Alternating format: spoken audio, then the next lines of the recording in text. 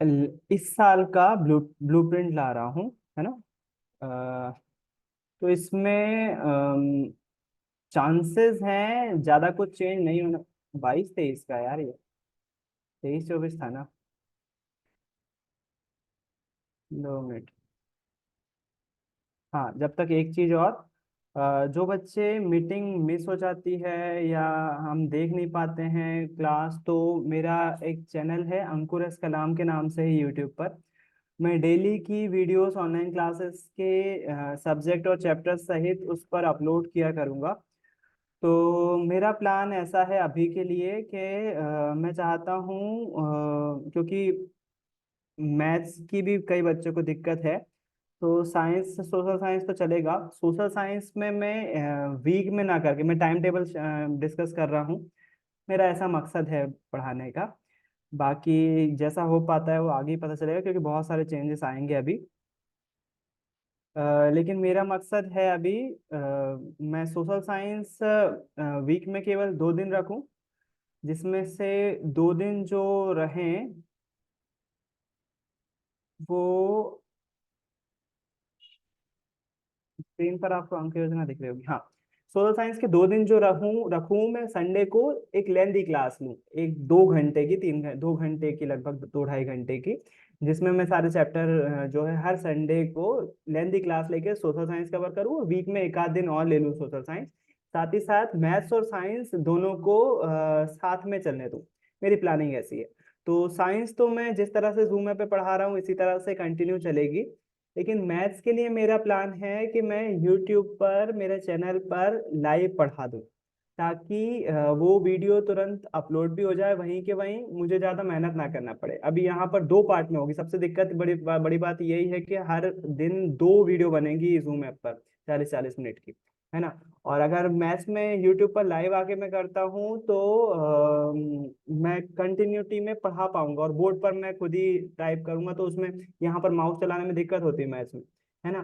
तो मैं उस पर बहुत अच्छे से पढ़ा पाऊंगा मैं यूट्यूब लाइव पर। लेकिन उसकी एक शर्त है कि यूट्यूब लाइव नहीं करने दे रहा है स्टार्ट वो चैनल पर, उसको सब्सक्राइबर चाहिए 50। तो मैं अभी स्टार्टिंग में क्या करूंगा, ये वीडियो सारे उस पर ही अपलोड करूंगा। तो आप लोग जितनी जल्दी 50 सब्सक्राइबर उस पर कर दोगे, अब आप बोलोगे कि आप एडवर्टाइज कर रहे हो, नहीं मैं एडवर्टाइज नहीं कर रहा हूँ, मेरी वो रिक्वायरमेंट है। मैं यूट्यूब लाइव पे नहीं जा पाऊंगा बिना उसके। मैं बिल्कुल नहीं चाहता हूँ कि मैं वो आपसे बोलूँ कि नहीं सब्सक्राइब, मैं मेरी मजबूरी है, मैं यूट्यूब लाइव पे नहीं जा पाऊंगा उससे। जूम ऐप की मेरी जूम ऐप बहुत ज्यादा फ्लेक्सिबल है मैं मानता हूँ, लेकिन 40 मिनट की वो बहुत ज्यादा परेशानी है। और मैथ्स में आप खुद सोचो माउस से कैसे लिख पाऊंगा मैं, है ना, अगर मैथ्स पढ़ाऊंगा। तो मैं सारे वीडियोस, आज के भी दोनों वीडियोस, हर दिन के दोनों वीडियोस, अंकुर एस कलाम नाम का यूट्यूब चैनल है, उस पर अपलोड करूंगा। आप अभी बहुत कम वीडियोस डले हुए हैं उस पे, उसको सब्सक्राइब कर लीजिएगा। और जिस दिन की क्लास मिस होती है आप उस दिन की, उस सब्जेक्ट की, उस चैप्टर की, उस पार्ट की वो वीडियोस देख सकते हो जब चाहे, है ना।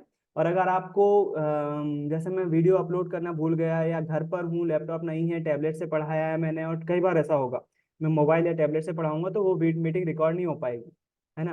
तो रिकॉर्ड नहीं हो पाएगी तो फिर कैसे कवर करेंगे। तो MM हाई स्कूल जो यूट्यूब चैनल है, उस पर सारे साइंस के सारे चैप्टर्स की वीडियोस पड़ी हुई हैं। मैथ्स की कम होंगी, लेकिन साइंस के, जो सोशल साइंस के बहुत सारी वीडियोस पड़ी होंगी। आप उस पर सर्च कीजिएगा, वीडियो मिल जाएगी आपको। मैं लगभग लगभग वही बोरिंग सी हर चीज रिपीट करता हूँ हर साल। तो कोई उसमें नया नहीं रहता है वो, लेकिन समझ जाओगे धीरे धीरे। नया नहीं रहता है, और रहता है बराबर ही हो जाती है वो चीज़। क्योंकि लाइव पढ़ने का अपना एक मजा है, आप खुद से देखना, वीडियो देखोगे ना आप 10th क्लास के पुराने वीडियोस, तो मजा नहीं आएगा उतना। लाइव में जब पढ़ते हो आप तो उसका अपना मजा रहता है ना। बहुत सारी ऑनलाइन क्लास की बेनिफिट्स भी हैं कि हम बहुत सारी चीज़ें यूट्यूब पे वीडियो के माध्यम से, शॉर्ट्स के माध्यम से आपको समझा पाता हूँ। बहुत सारे अपने फायदे भी हैं कई सारे। हाँ, एक चीज़ बहुत इंटरेस्टिंग, क्योंकि कई सारे ऐसे क्वेश्चन रहेंगे आपके जो मुझे खुद नहीं आते होंगे, है ना। ऐसा होगा, बहुत सारे क्वेश्चंस में होगा। तो अपन उसको ऑनलाइन यूट्यूब पर सर्च कर, सॉरी, गूगल पे आपके सामने सर्च करके देख सकते हैं, है ना। तो अब मैं शुरू कर रहा हूँ साइंस के बारे में। तो ये हमारे पिछले साल की, मतलब जो अभी पेपर हुए हैं इस साल, उसकी अंक योजना है साइंस की। 75 नंबर का आपका पेपर होता है, 3 घंटे का समय मिलता है। पहला चैप्टर, पूरा की पूरी साइंस की बुक जो है वो 4 पोर्शन में डिवाइडेड है। जिसमें से 3 प्रमुख पोर्शन है और वही 3 आपकी 11th में स्ट्रीम बन जाती हैं। स्ट्रीम बोले तो वो बोलते हैं ना 10th में सब्जेक्ट लेते क्या लिया, तो वो स्ट्रीम बन जाती है। स्टार्टिंग के जो 4 चैप्टर हैं ये केमिस्ट्री है, ये 3 स्ट्रीम नहीं बनती, मतलब सब्जेक्ट बन जाते हैं, गलत बोल दिया तुमने। केमिस्ट्री मतलब रसायन, देखो राइटिंग ऐसी आती है इसमें, इतनी बेकार नहीं है मेरी रियल में राइटिंग, जिन बच्चों ने बोर्ड पर लिखते हुए देखा है, क्योंकि माउस से लिखना पड़ता है ना। रसायन, सॉरी। तो ये स्टार्टिंग के 4 चैप्टर जो है रसायन के हैं। पहला है रासायनिक अभिक्रिया और समीकरण, है ना। तो रासायनिक अभिक्रिया क्या होती है और समीकरण क्या होते हैं, समीकरण को बैलेंस कैसे किया जाता है हम इसमें देखते हैं, है ना। अभी मैं मोटा माटी समझा रहा हूँ केवल। तो हमारे आसपास लगातार रासायनिक अभिक्रिया चल रही, इवन दो हमारे शरीर के अंदर, शरीर नहीं, शरीर के अंदर, मेरा सा और शा कई बार गड़बड़ होता है, आप लोग ध्यान रखिए। श शक्कर वाला और सा, है ना, मेरे साथ कई बार होता है, बच्चे बहुत मजाक उड़ा चुके हैं ऑलरेडी पुराने क्लासेस में, तो कृपया कर उससे थोड़ा सा मुझे पहले से ही माफ करें, उसके लिए थोड़ा सा कोऑपरेट करें। रासायनिक अभिक्रिया और समीकरण में हम देखते हैं हमारे आसपास जैसे मैंने बताया आपको, हमारे शरीर में लगातार बहुत सारी रिएक्शन चल रही हैं। तो इस चैप्टर को पढ़ने के बाद हम देख पाते हैं कि हमारे आसपास जितनी भी रासायनिक अभिक्रियाएं चल रही हैं, लोहे पर जंग लगना, दूध से दही बनना, जो हम मैग्नीशियम रिबन जलाते हैं, सबसे पहला एक्सपेरिमेंट हमारा वही होता है साइंस में, जब केमिस्ट्री में पढ़ते हैं तो वो रिबन जलाते हैं, तो उसको हम ऑन पेपर एक एक लाइन में कैसे लिख पाएंगे। कोई भी रासायनिक, हमने मैग्नीशियम रिबन जलाया, एक व्हाइट कलर की ज्वाला निकली, एक राख बच गई, उस चीज को हम लिखते बैठेंगे तो 4-5 लाइन में बनेगा। हम उस चीज को एक लाइन में कैसे लिख सकते हैं किसी रासायनिक अभिक्रिया को, वो इस चैप्टर में सीखते हैं हम कि रासायनिक अभिक्रिया को क्या कितने प्रकार की होती है और उसको लिखते कैसे हैं। दूसरा चैप्टर आता है अम्ल, क्षार और लवण। भाई साहब, आपने एसिडिटी की प्रॉब्लम सुनी होगी। जो एसिडिटी की प्रॉब्लम होती है उसको दूर करने के लिए इनो पीते हैं। इस चैप्टर में बस यही चीज पढ़ते हैं हम, है ना। एसिडिटी होती है और एसिडिटी को दूर करने के लिए इनो पढ़ते हैं ना, इतना सा नहीं पढ़ते हैं हम, लेकिन ये प्रैक्टिकल यूज है कि हम इसको एसिडिटी को दूर करने के लिए इनो पीते हैं, मतलब अम्ल को उदासीन करने के लिए क्षारक पीते हैं। तो बस अगर हम ये जानते हैं तो हम बस इस चैप्टर के बारे में सब कुछ जानते हैं। और एक और चीज आएगी, लवण। लवण क्या होता है? लवण बेसिकली कुछ नहीं है, अम्ल और सॉरी, जो लवण होते हैं वो हम, जैसे आपने एक फेमस लवण का नाम सुना होगा NaCl, हम खाने में नमक के रूप में इस्तेमाल करते हैं, ये एक प्रकार का लवण है ना। तो हम लवण के बारे में पढ़ेंगे इस चैप्टर में। उसके बाद आएगा केमिस्ट्री में धातु और धातु। आपने आसपास देखो, सब चीजें धातु धातु ही तो हैं। आप खुद ही एक धातु धातु के मिक्सचर हो। हमारे अंदर मैग्नीज रहता है, मैग्नीशियम रहता है, जिंक रहता है। एक बेसिक सा उदाहरण, हमारे जो हाथ होते हैं, अभी तो बहुत गंदे दिख रहे हैं मेरे नाखून होली के रंग के कारण से, सॉरी उसके लिए, लेकिन अगर आप नाखून को ध्यान से देखेंगे, अगर आपके नाखून साफ होंगे तो आप देखो नाखून में बिल्कुल किनारे पे नहीं, बीच में व्हाइट व्हाइट पैचेस पड़ जाते हैं। वो पैचेस हमारी बॉडी में जिंक की कमी के कारण से होते हैं। हम पालक खाते हैं तो उससे आयरन खाते हैं, तो क्या हम लोहा चबा जाएं? नहीं। पालक में जो आयरन होता है वो अलग फॉर्मेट में होता है ना, अलग केमिकल कंपोजिशन के रूप में होता है, किसी यौगिक के रूप में होता है, जिसके कारण से हम उसको खाते हैं और हमारी बॉडी में आयरन जा रहा होता है। तो हमारी बॉडी में खुद धातु अधातु, धातु का उदाहरण कौन सा हो सकता है? धातु का तो मैंने बताया, लोहा, मैग्नीशियम, जिंक, ये हमारे धातु के उदाहरण है। अधातु का उदाहरण क्या है? जिसके कारण से आप जिंदा हो। अधातु एक जो मेनली जिसके कारण से जिंदा हो, आप किसके कारण से जिंदा हो? पानी के कारण से। उसके साथ साथ ऑक्सीजन के कारण से। पानी नहीं होगा तो 1-2 दिन जिंदा रह भी लोगे, ये नहीं होगी ना तो 3 मिनट से ज्यादा जिंदा नहीं रह पाओगे। सांस रोक के बताओ, 3 मिनट से ज्यादा मत रोकना, नहीं तो एक कम हो जाएगा ऑनलाइन क्लास में, है ना। तो अधातु हमारी लाइफ को, हमको जिंदा रखी हुई है ऑक्सीजन अधातु, उसके बारे में पढ़ेंगे। कार्बन और उसके यौगिक, बच्चों को सबसे ज्यादा कठिन लगने वाला। आप इसको इस तरह से समझो कि हम इसमें, इस चैप्टर में, मतलब कार्बन और उसके यौगिक में हम सबसे ज्यादा इंपॉर्टेंट चीज पढ़ेंगे। जो हमारी ठेके की दुकान होती है ना, दारू की दुकान, हम दारू पढ़ेंगे इस चैप्टर में, कि शराब क्या होती है, दारू, देसी दारू कैसे बनती है, वो भी सिखाऊंगा, है ना। साइंस क्लब वाले बच्चों ने बनाई भी है, खैर अपन ने साइंस क्लब में बनाई थी, है ना, स्कूल में। तो इस चैप्टर में हम यही पढ़ते हैं अल्कोहल के बारे में। इसके साथ साथ अल्कोहल एक कार्बनिक कंपाउंड है, एक्चुअली में हम भी एक कार्बनिक कंपाउंड है, हम भी कार्बन से बने हुए हैं, है ना। इसलिए इस चैप्टर को जोड़ा गया है। पूरे 118 तत्वों में से कार्बन ही एक ऐसा तत्व है जिसके ऊपर 10th क्लास में पूरा एक चैप्टर है। तो कार्बन हमारे आसपास बहुत ज्यादा मात्रा में है, इसलिए कार्बनिक यौगिक जो है चैप्टर जोड़ा गया है। उसके बाद आ जाती है बायोलॉजी। तो बायोलॉजी चलती है ये 4 चैप्टर में। 4 चैप्टर हो गए केमिस्ट्री के, उसके बाद बायोलॉजी। बायोलॉजी मतलब जीव विज्ञान या जैव विज्ञान, है ना। तो जैव विज्ञान के अंतर्गत हम पढ़ते हैं कि हमारा शरीर कैसे काम कर रहा है। बायोलॉजी के अंतर्गत पढ़ते हैं।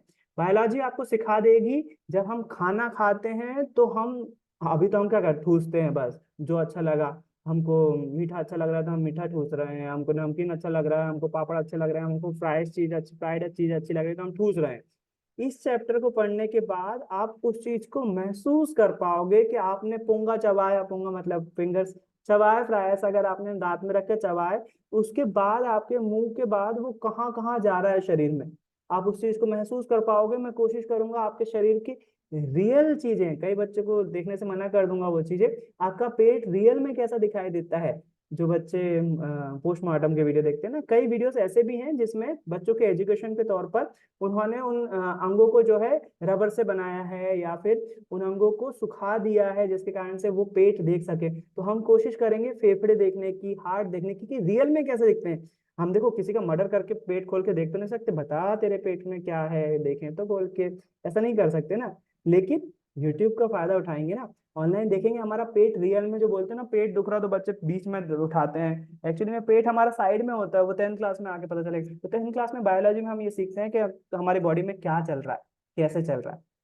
तो जय प्रक्रम में वही सब आएगा कि हम सांस लेते हैं तो कैसे काम होता है, अगर हम पानी पीते हैं तो कैसे यूरिन बनता है, यूरिन मतलब सुसु कैसे बनती है वो देखेंगे, खाना कैसे पचता है वो देखेंगे। प्रकाश, अच्छा ये तो हमारे शरीर में हो गया। बायोलॉजी में दो दो तरह से बायोलॉजी चलती है, एक हमारे शरीर में क्या चल रहा है, पौधों के शरीर में क्या चल रहा है। तो पौधों के शरीर में कैसे प्रकाश संश्लेषण होता है, कैसे उनके बॉडी में जाइलम और फ्लोएम काम करते हैं, जो कि 9th क्लास में भी पढ़ा है आपने, उसके बारे में देखेंगे। नियंत्रण और समन्वय में आता है ब्रेन के बारे में, हमारा ब्रेन कैसे काम कर रहा है, कैसे हम गड़ी गर्म कढ़ाई को अगर छूते हैं तो तुरंत हमारा हाथ पीछे की तरफ जाता है, कैसे अगर कांटा लग जाता है तो तुरंत हमारा हाथ, तो इसमें प्रतिवर्ती क्रिया के बारे में भी पढ़ेंगे हम, ब्रेन के बारे में पढ़ेंगे। जीव जनन कैसे करते हैं, ये बहुत इंटरेस्टिंग चैप्टर है। मैंने आप लोगों को कुछ बच्चों को याद होगा, मैंने एक चीज सिखाई है कि पहली नजर में प्यार नहीं होता, है ना, पहली नजर में अट्रैक्शन होता है। शन तो होता है। हाँ, पहली नजर में अट्रैक्शन होता है। तो वो चीज यहाँ पर सीखने को मिलती है हमें, है ना। हमारी बॉडी में, हम जब टीनेज में आते हैं, युवा अवस्था में आते हैं, हम जब बड़े हो रहे होते हैं, तो हमारे शरीर में क्या क्या परिवर्तन आते हैं, और उन परिवर्तन के कारण से बॉयज में क्या चीज, 8th क्लास में हालांकि आपने पढ़ा है लेकिन उतना ज्यादा उसमें नहीं पढ़ा होगा, आप थोड़ा सा और डीप में पढ़ेंगे हम, कि वो हमारे शरीर में कैसे कैसे परिवर्तन आते हैं, और उन परिवर्तन के कारण से क्या क्या चेंजेस आते हैं हमारे शरीर में, और क्यों आते हैं वो शरीर में, है ना। तो वो ये वाला चैप्टर में आएगा। और आखिरी बायोलॉजी में अनुवांशिकता आएगी। अनुवांशिकता में से मेन पोर्शन हटा दिया गया है, पहले जिसमें जैव विकास भी था वो हटा दिया गया, केवल अनुवांशिकता बचती है। तो बहुत बेसिक सी बात है, इसमें हम केवल ये पढ़ते हैं कि जो हमारा अनुवांशिकी पदार्थ जैसे डीएनए होता है ना, डीएनए के बारे में तो थोड़ा बहुत डीएनए के बारे में आएगा। और हम थोड़े बहुत इस पे भी चर्चा करेंगे कि कैसे एक जीव जो है, एक जाति, जाति अपन ने अभी क्या समझे, अभी तो हम यही समझते हैं ना, जाति एससी एसटी ओबीसी और जनरल ये समझते हैं। साइंस की नजर में जाति कुछ और होती है। साइंस की नजर में मनुष्य एक जाति है ना। साइंस की नजर में गोरिल्ला एक प्रजाति है, जाति के अंदर की प्रजाति, मतलब बंदर एक मेन जाति, और उसके अंदर गोरिल्ला, ओरेंगटेन, बहुत सारे उसमें, बहुत सारे बहुत वो होते हैं।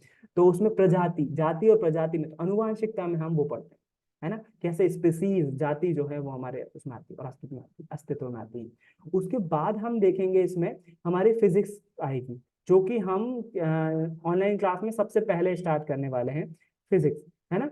तो हमारे 4 चैप्टर जो है वो फिजिक्स में होने वाले हैं। मैं क्यों फिजिक्स शुरू करता हूँ, उसके 2 रीजन है। नवा चैप्टर शुरू होगा, नवा, 10वां, 11वां, 12वां, ये हमारे फिजिक्स में आते हैं। फिजिक्स मतलब भौतिकी, तो फिजिक्स मतलब भौतिकी, है ना। तो ये तीनों चैप्टर वो बन जाते हैं, बुक बन जाती हैं, आपको मालूम होगा 12th क्लास में, 11th क्लास में इन तीनों बुक रहती हैं अच्छी मोटी मोटी। तो अभी ये चैप्टर है, उसके बाद सब्जेक्ट बन जाएंगे आपके 11th में। तो फिजिक्स के दो रीजन ये हैं कि पहला तो मैं फिजिक्स से ही पढ़ा हुआ हूँ, ग्रेजुएशन मेरी फिजिक्स से ही हुई है, मतलब इंजीनियरिंग करी है मैंने, तो मुझे बहुत अच्छा लगता है फिजिक्स पढ़ाना। और दूसरा ये है कि आप अगर मार्क्स कंपैरिजन करो तो फिजिक्स में मार्क्स जो है वो बाकी की तुलना में मुझे ऐसा लगता है कि ज्यादा है, नहीं बायोलॉजी में और ज्यादा है। नहीं, मुझे ऐसा लगता था पुराने ब्लूप्रिंट में था, सॉरी इसमें नहीं है। देखो बायोलॉजी में कितने हैं, बायोलॉजी में 8, 6 14, 6 20, 4 24, है ना, 24 है। और फिजिक्स में कितने हैं, 8 6 14, 14 और 5 19 और 5 23। बायोलॉजी में ज्यादा है, 8 6 14, 6 20, 4 24, बायोलॉजी में ज्यादा है, 1 मार्क ज्यादा है। पहले ये 10 नंबर का था, 6 और 4 नंबर के क्वेश्चन आते थे प्रकाश और अपवर्तन से, इसलिए मुझे ये बहुत ज्यादा ज्यादा पसंद है, खैर अभी भी पसंद है। तो मैं शुरुआत अभी प्रकाश से ही करूंगा, उसमें कोई भी परेशानी नहीं है। और मैं क्या करूंगा, मेरे पास पुराने स्टूडेंट्स के नोट हैं, जो नोट्स हाथ से लिखे हुए नोट्स हैं, वो आपको प्रोवाइड कर दूंगा। तो मोबाइल में आपके कम्युनिटी ग्रुप पर ही मैं एक हर सब जैसे जो चैप्टर पढ़ाऊंगा उस चैप्टर को पीडीएफ जो है डालते जाऊंगा, ताकि आपका लिखने का काम थोड़ा सा कम हो सके। अगर आप लिखना चाहो तो अभी से ही लिख सकते हो, नहीं तो बच्चे जो है हाफ ईयरली तक आपका लिखने का काम कंप्लीट हो जाना चाहिए स्कूल में, है ना। अपने टीचर से भी रिक्वेस्ट कीजिए, जो भी टीचर है आपके, हाफ ईयरली तक आपका लिखने का काम खत्म हो जाए। दिसंबर के आगे लिखने का काम नहीं होना चाहिए, चाहे वो प्रैक्टिकल फाइल हो, चाहे वो प्रोजेक्ट हो, कुछ भी हो। दिसंबर तक कंप्लीट करिए लिखने का काम, तब ही आप अच्छा परसेंटेज बना पाओगे, मतलब अच्छा प्रदर्शन कर पाओगे। तो हम सबसे पहले फिजिक्स में पढ़ेंगे प्रकाश, परावर्तन और अपवर्तन। प्रकाश के और भी फिनोमिना है, प्रकाश एक अलग अलग तरीके से काम करता है, उसकी प्रॉपर्टीज हैं अलग अलग, उसके गुण हैं अलग अलग। उनमें से दो गुणों को हम 10th क्लास में पढ़ते हैं, परावर्तन और अपवर्तन। इसके अलावा विवर्तन और व्यतिकरण भी दो इम्पोर्टेंट गुण हैं प्रकाश के, जो कि हम 11th और 12th में पढ़ते हैं मेनली, व्यतिकरण और विवर्तन। तो अभी प्रकाश और अपवर्तन के बारे में हम देखेंगे। इसमें हम देखेंगे कि आप एक काम करना, क्लास खत्म होते से ही आज की क्लास में आप क्या करिएगा, आप अपने घर में जो बाइक होगी या 4 व्हीलर होगी उस पर जाइए और उसके साइड मिरर को देखिए। अगर आपकी बाइक के हैंडल में आप अगर उसके साइड मिरर में देखेंगे, तो जो साइड मिरर लगे रहता है वहां पर इंग्लिश में 2 लाइन लिखी रहती हैं, है ना। कोई बता सकता है क्या लिखी रहती है वो इंग्लिश में 2 लाइन, गाड़ी के साइड मिरर में वो 2 लाइन लिखी रहती है। आज क्लास खत्म होते से ही जाइएगा, मैंने क्या बना दिया है, उस साइड मिरर में 2 लाइनें लिखी रहती हैं, वो उसमें लिखा रहता है। मैं बता दूंगा पहले से, तो आप क्या करोगे, चलो बता देता हूँ। Objects in the mirror are closer than they appear, मतलब आपको मिरर में जो इमेजेस दिख रही हैं वो बहुत ज्यादा पास दिख रही, मतलब रियल की अपेक्षा में वो पास दिखाई देती हैं, है ना। वो रियलिटी में थोड़ी सी दूर होती हैं, लेकिन हमें मिरर में थोड़ी सी नजदीक नजर आती हैं। Objects in the mirror are closer than they appear, है ना। रियल में जहां पर है उससे हमें थोड़ी सी क्लोजर नजर आते हैं। आप देखिएगा, आज के घर का काम है, आप इंग्लिश में देखिएगा, 2 लाइनें लिखी हुई होंगी आपके मिरर पर। पुरानी गाड़ी हो गई होगी तो शायद मिट भी गया होगा। वो क्यों लिखा रहता है, क्योंकि हम साइड मिरर में एक विशेष प्रकार का दर्पण, जिसको हम उत्तल दर्पण कहते हैं, वो यूज कर रहे होते हैं। और ये उत्तल दर्पण की खासियत है कि बड़े से बड़ी चीज को छोटे से छोटी जगह में दिखा देता है, जिसके कारण से थोड़ी सी बड़ी इमेज बनाता है ना, जिससे हमें नजदीक नजर आते हैं वो चीजें। रियल में थोड़ी सी दूर होंगी, लेकिन वो मिरर में थोड़ा सा नजदीक नजर आती है, क्योंकि हम उत्तल दर्पण यूज कर रहे हैं। तो इस चैप्टर में हम यही पढ़ते हैं, प्रकाश ऐसा इस तरह से काम करता है। तो अभी बहुत मोटे तौर पे बता रहा हूँ, अभी इस चैप्टर शुरू करेंगे तो और अच्छे से देखेंगे उसको। मानव नेत्र और रंग बिरंगा संसार, इसमें हम देखते हैं। आज रात में आप छत पर जाइएगा और देखिएगा कि आप देखोगे जो सितारे होते हैं या तारे होते हैं, वो ट्विंकल करते हुए दिखाई देते हैं, स्पार्किंग करते हैं, हल्के हल्के जैसे दमक रहे हो ऐसे, मतलब हिलते हुए दिखेंगे आपको अगर ध्यान से देखोगे आप। एक और चीज महसूस करोगे आप, आंतरिक मतलब जाओ आप खुले आसमान में, अगर बादल नहीं हो तो वैसे नहीं है अभी गर्मी में, आप छत पर जाओ और आप रोशनी से अगर थोड़ा सा दूर रहोगे। अच्छा, एक चीज और आपने महसूस करी होगी, कई बच्चे अगर ग्रामीण क्षेत्र से होंगे तो शहरों में तारे कम दिखाई देते हैं, ग्रामीण क्षेत्र में तारे बहुत ज्यादा दिखाई देते हैं। उसके पीछे रीजन है, तारे कम ज्यादा नहीं होते, तारे भेदभाव नहीं करते ग्रामीण और शहर में। शहरों में चकाचौंध ज्यादा होती है, जिसके कारण से हमारी लाइट उन तक फोकस नहीं कर पाती, उनसे आने वाले तारों से आने वाला प्रकाश बहुत कम होता है, बल्ब का रोशनी ज्यादा होती है हमारे उसमें। अब बोलोगे क्या बोल रहे हो, तारे से ज्यादा बल्ब चमकता है? नहीं, एक्चुअली में बल्ब पास में है, तारा बहुत ज्यादा दूर है, तो उससे वो रियलिटी में बहुत ज्यादा तेज है भाई, सूर्य के समान चमकता है तारा। तारा, हमारा सूर्य खुद एक तारा है। तो वो बहुत ज्यादा वो होते हैं, लेकिन ये नजदीक है ना, तो हमारी आंख इसको ज्यादा मानती है, हमारा मस्तिष्क। तो उसके कारण से जो है, उससे आने वाला प्रकाश कम दिखाई देता है। शहरों में चकाचौंध के कारण से ही वो जो तारे हैं हमको कम दिखाई देते हैं। तो आप शहरों में भी देख सकते हो, छत पर जाइए, थोड़ी देर तक देखिए, आंखों को थोड़ा सा टाइम दीजिए कि उनसे आने वाला, तारों से आने वाला प्रकाश आपकी आंखों, आपकी पुतलियां एडजस्ट होके उसको, तारों को, प्रकाश को ग्रहण कर सके। तो आप देखोगे, आप जितनी देर तक देख सकोगे उतने ही ज्यादा तारे दिखते ही जाएंगे, दिखते जाएंगे, दिखते जाएंगे लगातार, है ना, ऐसा होगा। और ग्रामीण क्षेत्र में तो वैसे भी अगर रोशनी कम है तो देख सकते हो, ये प्रैक्टिकल ग्रामीण क्षेत्र में भी लागू होता है, क्योंकि ग्रामीण क्षेत्र में भी अभी लाइट है तो है ही। आप जितनी देर तक आकाश को ताकते रहोगे, लेट जाओ वहीं छत पर, गर्म नहीं है तो। हाँ, उससे रिलेटेड भी एक प्रैक्टिकल याद आया। अभी गर्मी में पापड़, मैं भूल जाता हूँ बाद में चीजें, मैं पहले बता देता हूँ ना कोई बच्चा तो बीच में बता देगा मैंने करा था ऐसा।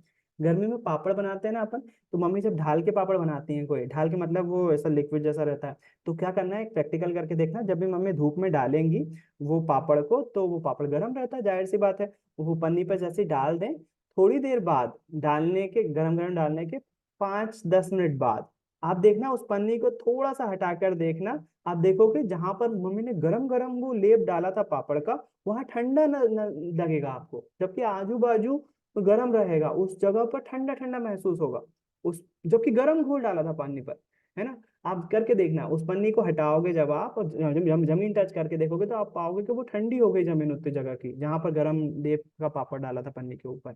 समझ में आया होगा क्या बोल रहा हूँ मैं।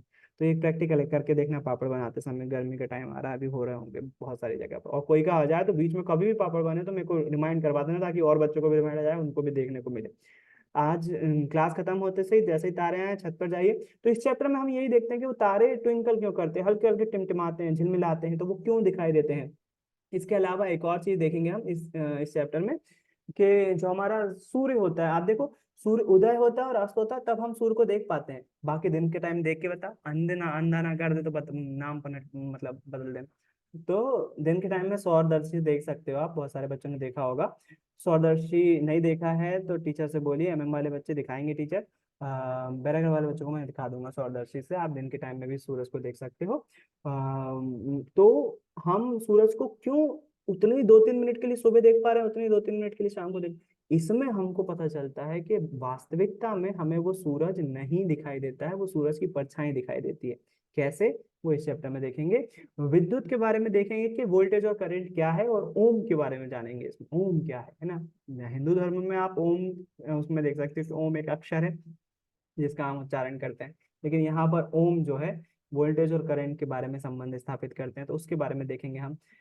विद्युत धारा के चुंबकीय प्रभाव में हम देखेंगे पंखा घूम के चला। हमारे सर ने हमको एक बार बताया था कि जो पंखा होता है ना, पंखे की पंखड़ियों में क्या होता है, चुंबक लगी हुई होती है, और जैसे हम चालू करते हैं वो चुंबक एक्टिव हो जाती है, और वो एक पंखे को दूसरी पंखी, चुंबक एक दूसरे को वो करते हैं ना, प्रतिकर्षित करते हैं, है ना, रिपेल करते हैं, इंग्लिश में रिपेल शब्द आता है। तो बोले उसमें चुंबक लगी रहती है उसकी पंखुड़ियों में, जैसे हम चालू करते हैं वो चुंबक एक्टिव हो जाती है और पंखुड़ियों को घुमा देती है। तो हम इस चैप्टर में सीखेंगे कि ऐसा नहीं होता है, वास्तविकता में पंखा कैसे काम करता है वो इसमें देखेंगे। और साथ ही साथ दो चीजें सीखते हैं हम इसमें, एक तो वो सीखते हैं कि पंखा कैसे घूमता है, मतलब मोटर कैसे काम करती है, और दूसरा हम देखते हैं जनरेटर कैसे काम करता है ना। इस चैप्टर को पढ़ने के बाद आपको बारात के पीछे जो जनरेटर लेके चलते हैं ना, वो बेचारे, कई बार बच्चे वो ऐसे लाइट लेके चलते हैं, बारात के पीछे एक जनरेटर चलता है टक टक टक टक टक करते हुए, तो वो जनरेटर कैसे बिजली बना रहा होता है, ताकि वो बच्चे जो है वो, अनफॉर्चुनेटली वो बच्चे नहीं होना चाहिए, बुजुर्ग नहीं होना चाहिए, यंग होना चाहिए, वैसे तो वो प्रथा ही नहीं होना चाहिए, लेकिन अब है तो है। तो वो जनरेटर कैसे काम कर रहा होता है, हम इस चैप्टर में मेनली दो चीजें सीखते हैं। कौन सा क्वेश्चन समझ में नहीं आया पायल, माइक खोल के बोल सकते हो आप। सर ये विद्युत वाला। विद्युत वाला क्वेश्चन नहीं है, चैप्टर है, अपन पढ़ेंगे ना चैप्टर का हाँ है, सर फिक्र वो मत। समझ नहीं आया। समझ नहीं आया। एक्चुअली में इस चैप्टर में हम देखो, हम डेली लाइफ में एक टर्म सुनते हैं कि भाई वो लाइट मत दी, बंद कर दे, जैसे अब तूफान वगैरह आता है ना, तो मम्मी बोलती लाइट बंद कर दे, वोल्टेज अप डाउन हो रहा है, चीजें खराब हो जाएंगी। वोल्टेज एक शब्द हम यूज करते हैं ना, कि भाई वोल्टेज अभी कम आ रहा है। तो गांव में क्या होता है, मोटर चलाते, रात में चलाओ वोल्टेज अच्छा आता है, मोटर अच्छी चलेगी, तो वोल्टेज एक शब्द सुनते हैं, है ना। तो वोल्टेज एक शब्द जो है वो नॉर्मली हम डेली लाइफ में यूज करते हैं, और ऐसा ही एक शब्द यूज करते हैं हम, फलाने को करंट लग गया। वो उसकी बहन जो है वो पतंग उड़ा रही थी और पतंग का मांझा जो है तार से टकरा गया और उसको करंट लग गया और उसकी बहन मर गई। ऐसे मतलब किसी को करंट लग गया हम सुनते हैं ना, ये दो टर्म हम नॉर्मली इसमें यूज करते हैं अपनी डेली लाइफ में, है ना। एक आम व्यक्ति के लिए ये दोनों टर्म सेम है, जिसने 10th क्लास की साइंस नहीं पढ़ी है उसके लिए दोनों ही सेम है। लेकिन 10th क्लास पढ़ने के बाद हमें समझ में आता है कि नहीं, दोनों सेम नहीं है, दोनों ही डिफरेंट है। वोल्टेज जो है हम विभवांतर को बोलते हैं, विभव को बोलते हैं, उसको नापने के लिए बोलते हैं, उसकी इकाई है। और करंट जो है वो बहुत अलग चीज है, इसको हम हिंदी में विद्युत धारा बोलते हैं। तो हम पूरे चैप्टर में बस यही पढ़ेंगे, विद्युत धारा और विद्युत विभवांतर, विद्युत धारा और विद्युत विभवांतर, है ना। और इसी के साथ साथ बहुत सारे छोटे छोटे फिनोमेना भी हैं, वो भी दो इंपॉर्टेंट चीजें श्रेणी के, हम वो जब चैप्टर पढ़ेंगे तो अपन इंट्रोडक्शन लेंगे, है ना। अभी तो केवल बुक समझा रहा हूँ मैं। तो विभवांतर पढ़ेंगे और विद्युत धारा पढ़ेंगे हम इस चैप्टर में, दो टॉपिक। मैं तो अभी केवल तुमको चैप्टर का इंट्रोडक्शन दे रहा हूँ, इतने टॉपिक नहीं है अंदर, और सारे बहुत सारे टॉपिक हैं, केवल इंटरेस्ट जगाने के लिए अभी बोल रहा हूँ छोटी छोटी बातें। तो विद्युत में इन दोनों के बीच एक संबंध आता है, तो वो संबंध जो है, एक वैज्ञानिक थे जिनका नाम ओम था, तो उन्होंने बताया था वोल्टेज और करंट में संबंध। तो उन्हीं के नियम को हम इस चैप्टर में पढ़ते हैं, है ना। इसका एक प्रैक्टिकल भी है जो कि मैं आपको वीडियो दिखा सकता हूँ ऑनलाइन क्लास में, उसका स्कूल में आपको करवा दिया जाएगा वो, दोनों ही स्कूल में। MM के बच्चों को मैं संडे को क्लासेस लगा के कर दूंगा। 10th क्लास में बेफिक्र रहो आप, है ना। पिछले साल में बहुत कम कर पाया क्योंकि मेरे लाइफ में बहुत सारी चीज़ें चेंज हो रही थी दोनों ही स्कूल में। अब लेकिन थोड़ा सा सेटलमेंट है तो अब मैं बहुत ज़्यादा टाइम दे सकता हूँ आपको। विद्युत में हम ये पढ़ने वाले हैं, और उसके बाद जो है हम विद्युत धारा के चुंबकीय प्रभाव में मैंने बताया दो चीजें पढ़ेंगे हम, मोटर, पंखा कैसे चलता है, और दूसरा जनरेटर, जनरेटर कैसे बिजली बनाता है ना। ये दोनों चीजें हम पढ़ेंगे। आज की क्लास ऐसी है कि अगर 8th क्लास का बच्चा भी पढ़ेगा या फिर वीडियो देखेगा, आपका भाई बहन अगर 8th क्लास में है और उसको अगर आप वीडियो दिखाओगे तो आप बोलेंगे मुझे 8, वो बोलेगा कि मुझे 8 नहीं पढ़ना है, मुझे 10th क्लास ही पढ़ा दो, क्योंकि बहुत बेसिक समझा रहा हूँ, है ना। लेकिन फिर धीरे धीरे जैसे जैसे डीप जाएगा तो फिर आप समझ पाओगे कि आप ही उसके योग्य हो। आज की क्लास इजी लगेगी, अच्छी भी लगेगी, और लगना चाहिए, मेरी पूरी तरह से कोशिश। आखिरी में चौथा पोर्शन आता है EVS का। पहले EVS में 3 चैप्टर थे, अब केवल एक रह गया है। इस साल अगर बढ़ा दे तो मुझे नहीं मालूम है, लेकिन उम्मीद कम है क्योंकि CBSE ने पाठ्यक्रम कम किया। तो ये चौथा पोर्शन है EVS में, एक ही चैप्टर है हमारा पर्यावरण, तो केवल 3 मार्क का है। पहले ब्लूप्रिंट में लिखा हुआ आता था कि इस चैप्टर से 4 मार्क का आएगा और एक 3 ऑब्जेक्टिव आएंगे और एक ऐसा आता था पहले लिखा हुआ, अब नहीं आ रहा है इस साल से। तो आप केवल कॉमनली हम यही बता सकते हैं कि ये चैप्टर इतने मार्क का है, जैसा कि आपको दिख रहा है, ये 7 मार्क का है, 6 मार्क का है, 5 मार्क का है, 6 मार्क का है, 8 मार्क का है। तो ये हमारे लिए मायने रखता है ना। क्योंकि जैसे कोई चैप्टर 8 नंबर का है तो हम थोड़ा सा उसमें सजग हो जाते हैं कि बहुत हद तक चांसेस है इसमें जो भी मैक्सिमम मार्क का क्वेश्चन होगा, जो जैसे कि अभी आपके 5 मार्क का मैक्सिमम क्वेश्चन है, अगर आप पुराने, हाँ। अब आ रहा है गर्मी का काम, है ना। गर्मियों में आप बहुत सारे बच्चे तो एक तो गांव जाएंगे शहर में जो है ना, लेकिन मोबाइल आपको वहां पर होगा। आपको क्लास मिस नहीं करना है। दूसरी बात, एक 2-3 काम दूंगा मैं गर्मी के हिसाब से, क्योंकि जो आपकी स्ट्रेंथ पे बहुत हद तक डिपेंड करता है मई में क्लास लगेगी कि नहीं। मई के आखिरी में छुट्टी हो सकती है 10 दिन की।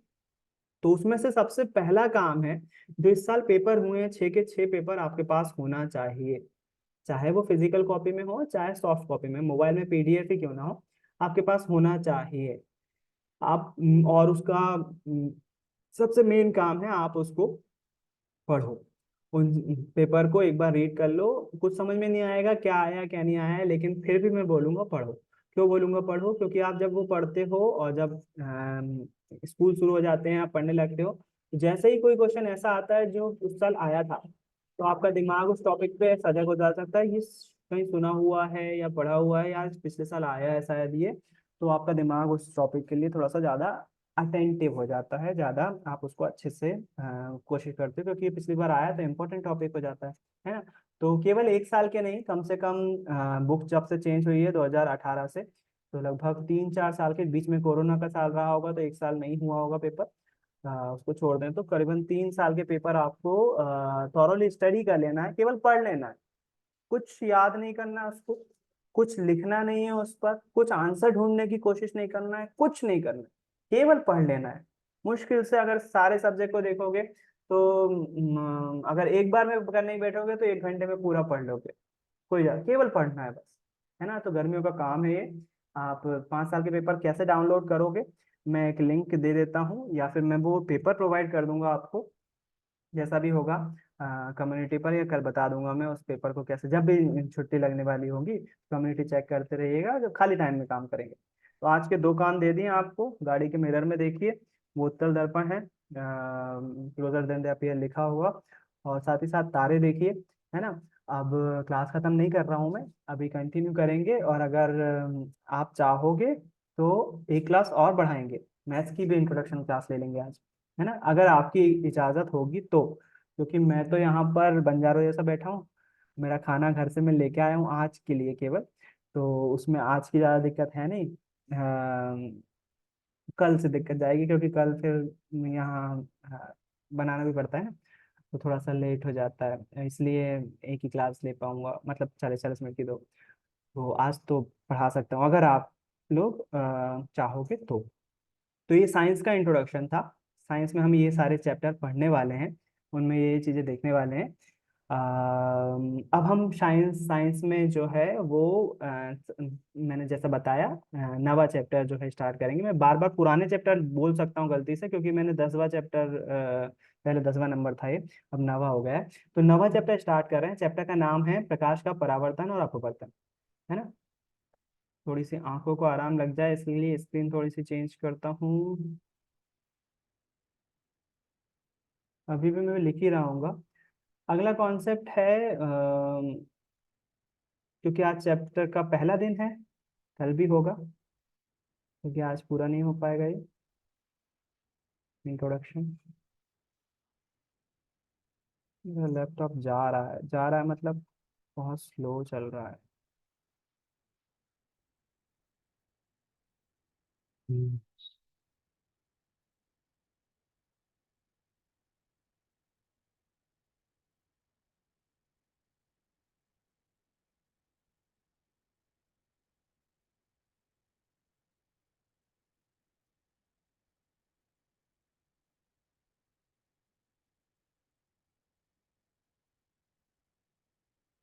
चलो, चैप्टर का नाम है प्रकाश का, चैप्टर नंबर 9 है। राइटिंग पे ध्यान मत दीजिएगा प्लीज। चैप्टर का नाम है प्रकाश,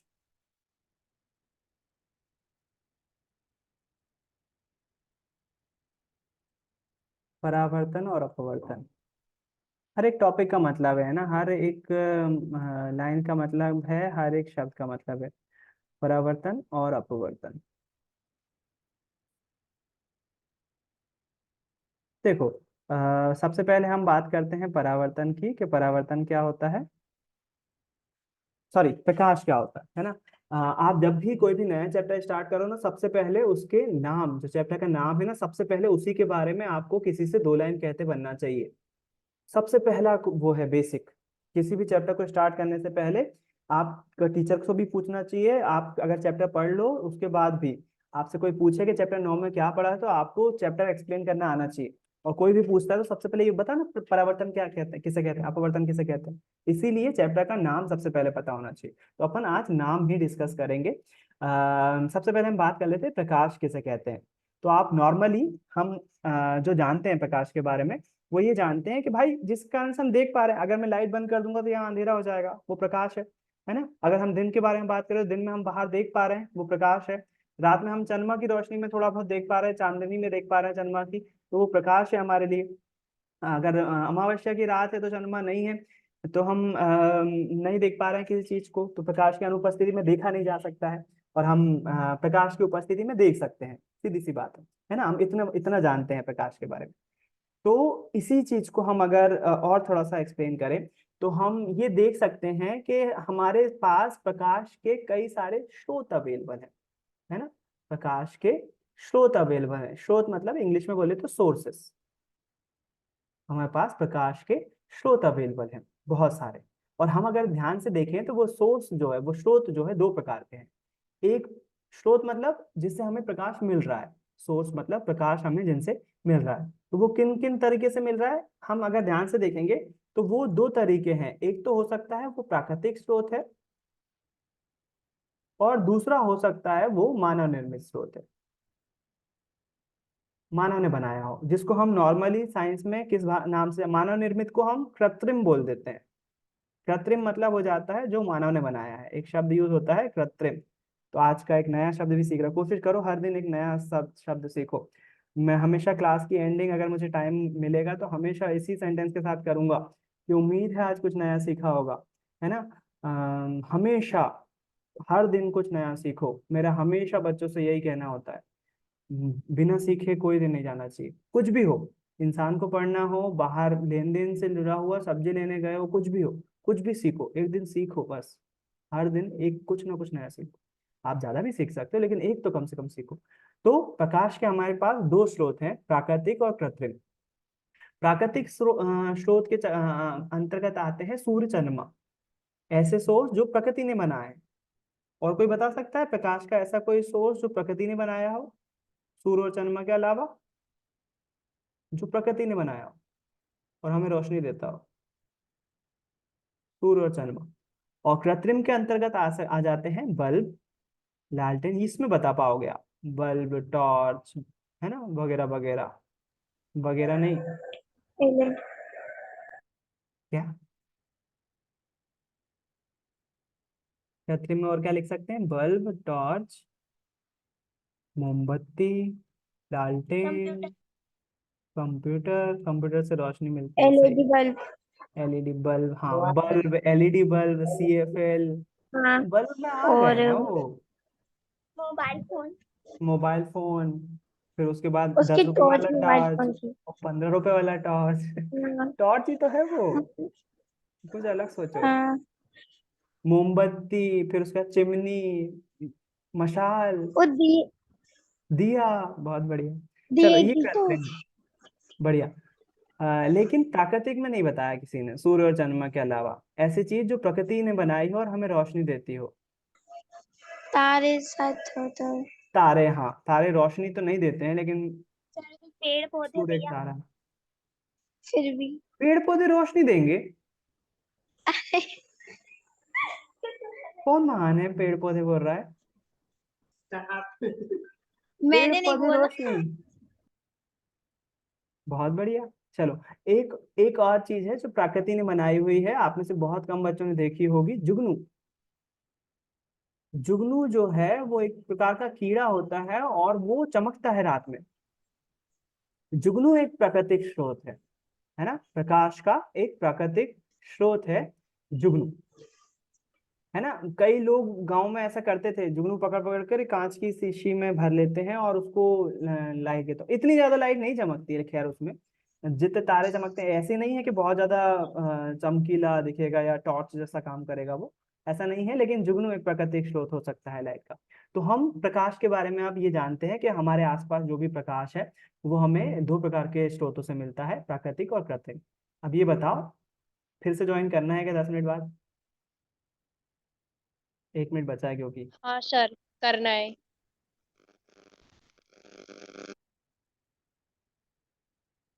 चलो देखते हैं 10 मिनट बाद फिर से ज्वाइन